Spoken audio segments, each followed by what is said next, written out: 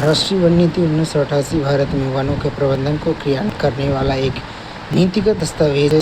1952 की पूर्व नीति का स्थान लिया है। इसका मुख्य उद्देश्य वनों के संरक्षण, सतत उपयोग के ईंधन से पर्यावरण स्थिरता तथा पारिस्थितिकी सुरक्षित वन तथा वृक्ष आवरण को बनाए रखना एवं विस्तार लक्ष्य देश में कुल भूमि क्षेत्र का 33% भाग वृक्ष उत्पादक होना चाहिए। पहाड़ी क्षेत्रों के लिए यह लक्ष्य सशक्त निर्धारित किया गया है, जबकि मैदानी क्षेत्रों में 33% है। सामुदायिक आवश्यकताएं ग्रामीण और आदिवासी जनसंख्या की ईंधन, लकड़ी, चारा, लघु वन उपज आदि की आवश्यकताओं माइनर फॉरेस्ट प्रोड्यूस MFP।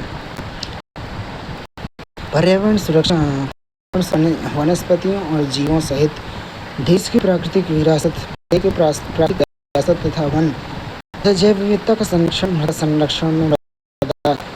बाढ़, सूखा, गाद जमा होने की जांच करना है। 2006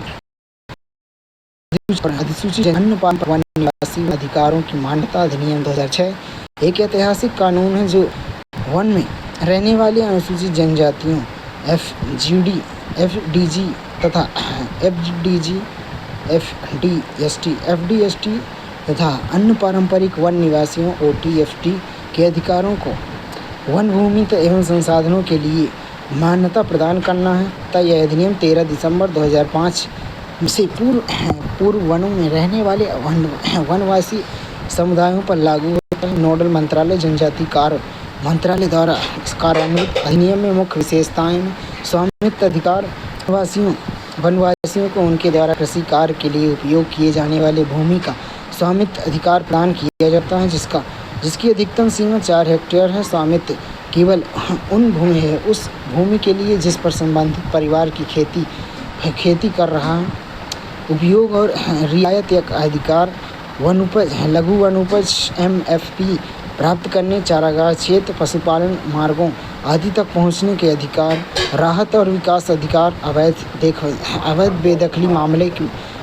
बेदखली के मामले में पुनर्वास का प्रावधान, वन प्रबंधन अधिकार, किसी भी समुदाय वन संसाधनों की सुरक्षा, पुनर्जनन या प्रबंधन करने का अधिकार, जिसे वे पारंपरिक रूप से सतत उपयोग के लिए संरक्षित करते रहे हैं। संसाधन ढांचा प्रबंधन में त्रिस्तरीय प्रणाली, ग्राम सभा वन अधिकारों से संबंधित नगण्य वन अधिकारों से संबंधित निर्णय प्रक्रियाओं में प्रमुख भूमिका निभाते हैं। समुदाय वन संसाधनों के प्रबंधन और सुरक्षा के लिए उत्तरदायी है।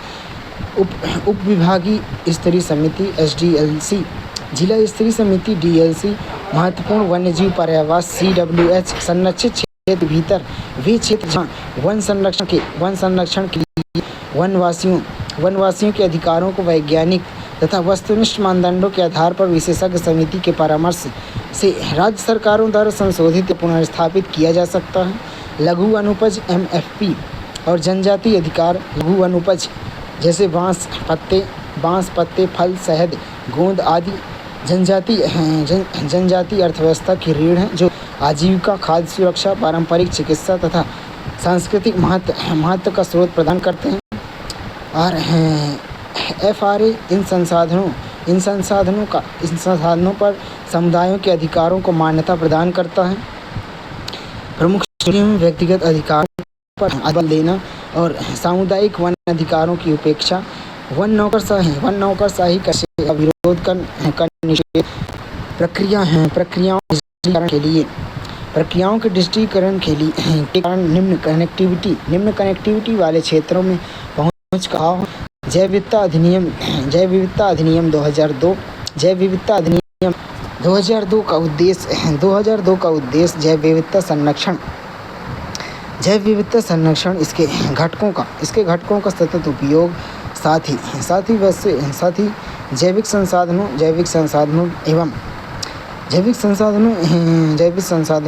एवं संबंधित ज्ञान के उपयोग से उत्पन्न होने वाले लाभों का न्यायसंगत तथा उचित वितरण ABS सुनिश्चित करना, संस्थागत संरचना, त्रिस्तरीय संरचना, राष्ट्रीय जैव विविधता प्राधिकरण NBA नियुक्ति, केंद्र सरकार द्वारा अधिनियम के प्रावधानों को लागू करना, व्यावसायिक उद्देश्य के लिए जैविक संसाधनों तक पहुंच को विनियमित करना, बौद्धिक संपदा अधिकार IPR के लिए आवेदन करने से पूर्व अनुमोदन, विदेशी संस्थानों के लिए अनिवार्य, राष्ट्रीय जैव विविधता कोष की स्थापना करना, राज्य जैव विविधता बोर्ड SBB स्थापना, राज्य सरकार द्वारा राज्य सरकार को सलाह देना, राज्य के भीतर जैव विविधता प्रबंधन समितियां BMC की गतिविधियों की निगरानी करना, जैव विविधता प्रबंधन समिति BMC स्थापना, स्थानीय स्वशासन द्वारा ग्राम, तालुका, जिला स्तर पर कार्य में अपने क्षेत्रों के लिए जैव विविधता प्रबंधन योजनाएं तैयार करना, जैव विविधता का दस्तावेजीकरण करना आदि। जैव विविधता विरासत स्थल BHS, जैव विविधता विरासत स्थल BHS विशिष्ट पारिस्थितिकी, भूवैज्ञानिक या प्राकृतिक असाधारण क्षेत्र। इन स्थलों को भारत के जैव विविधता अभिसमय 2002 के तहत राज्य सरकारों द्वारा नामित किया जाता है। मुख्य उद्देश्य अद्वितीय पारिस्थितिकी तंत्रों, प्रजातियों, उनके पर्यावासों का संरक्षण तथा सुरक्षा करना, इन क्षेत्रों के सतत प्रबंधन को बढ़ावा देना। जैव विविधता संशोधन अधिनियम 2023 वर्ष 2023 में संशोधन का उद्देश्य अनुसंधान और पारंपरिक भारतीय चिकित्सा प्रणालियों आयुष के उपयोग को बढ़ावा देना तथा हितधारकों पर विनियमन बोझ को कम करना है। मुख्य परिवर्तन में आयुष पंजीकृत आयुष चिकित्सकों तथा और पारंपरिक ज्ञान धारकों के लिए विभिन्न बाधाओं को दूर करना। अनुसंधान और पेटेंट प्रक्रियाएं, भारत में जैव संसाधनों संबंधित अनुसंधान और पेटेंट प्राप्त करने की प्रक्रिया को सरल और तीव्र बनाना। गैर अपराधीकरण, मूल अधिनियम के तहत कुल छोटे व गैर जरूरी अपराधों के अपराध की श्रेणी से बाहर करना। संहिताबद्ध पारंपरिक ज्ञान प्रणालियाँ प्राचीन ग्रंथों में प्रलेखित संहिताबद्ध पारंपरिक ज्ञान के उपयोगकर्ताओं को कुछ आवश्यकताओं से छूट देना। IPR के लिए अनुमोदन, भारतीय संस्थाओं को केवल पंजीकरण की आवश्यकता है, लेकिन व्यवसायीकरण के लिए NBA की पूर्व स्वीकृति अनिवार्य है। पौध किस्म और कृषक अधिकार संरक्षण अधिनियम 2001 PPVFR, इस नियम का मुख्य उद्देश्य